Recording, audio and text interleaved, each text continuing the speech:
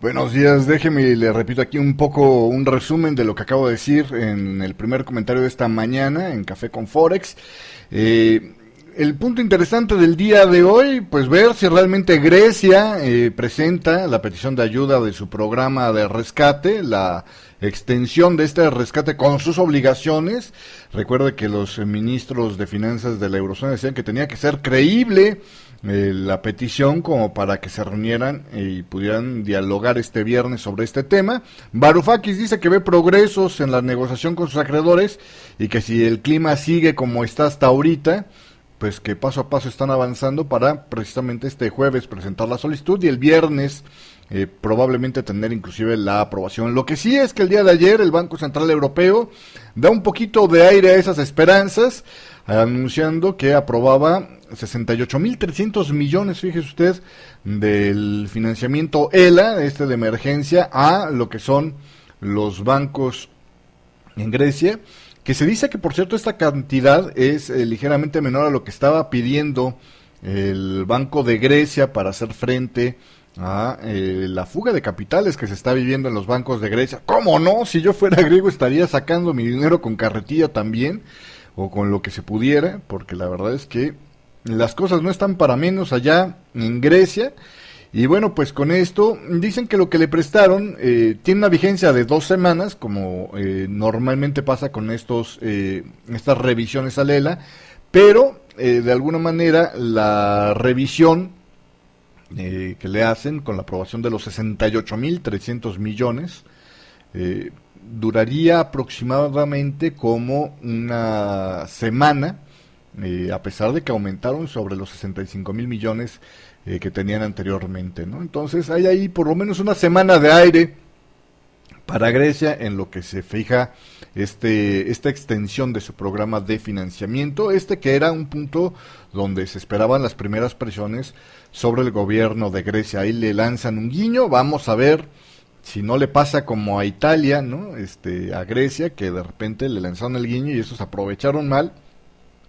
Y después tuvo que venir el Banco Central Europeo a castigar. Por lo pronto, ahí hay aire a las esperanzas de la eurozona. En otras informaciones, fíjese usted, el Nikkei 225 de Tokio aumenta 0.4%, pero con esto se coloca en el nivel más alto, pues casi desde principios de este siglo, En mayo del 2000 es cuando se habían visitado estos niveles. Hoy cerró en las 18.264 unidades, el nivel más alto desde mayo del 2000. A pesar de esto, en Japón encadenaron 31 meses de déficit comercial y pues aquí ya no le pueden echar la culpa al petróleo, ¿no? En realidad hay más atrás de esta debilidad de Japón en lo que era su fuerte y era exportar cosas.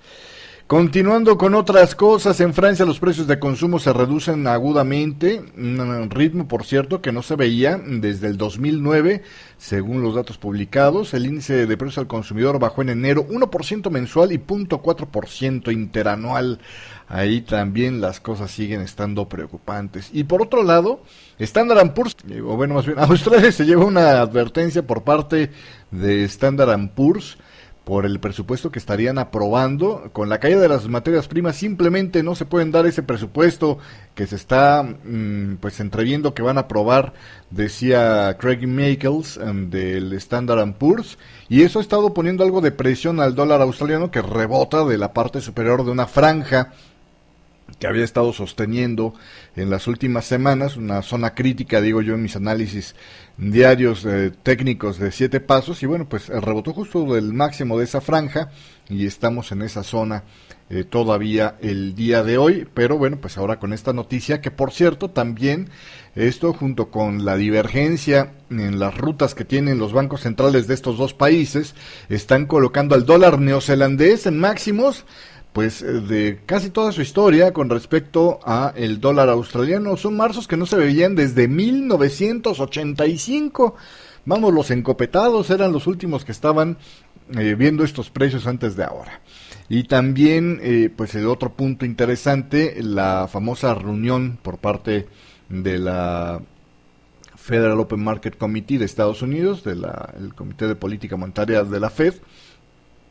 celebrada el pasado 27 y 28, que ya el día de ayer salieron las actas, y bueno, aquí se vio, entre otras cosas, la discusión de si quitaban o no quitaban la palabrita paciente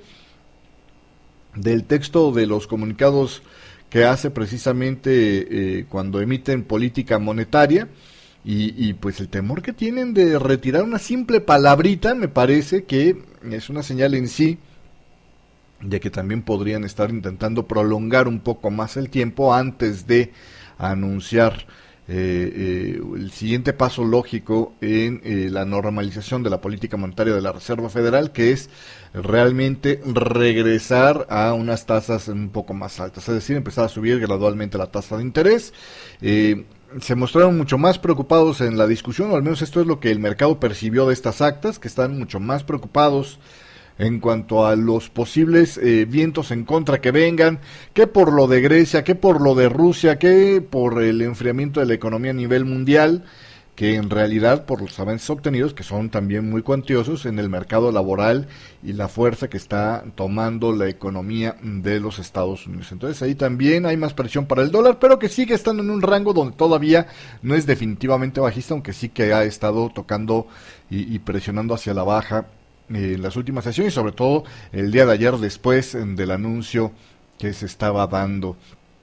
Y nada más le agrego, la mayoría de los bancos centrales publican actas de sus reuniones de política monetaria con un retraso de un par de semanas una vez que toman su decisión, y el Banco Central Europeo no lo había hecho hasta ahora, pero ahora se espera que este jueves publiquen las actas de la reunión del 22 de enero.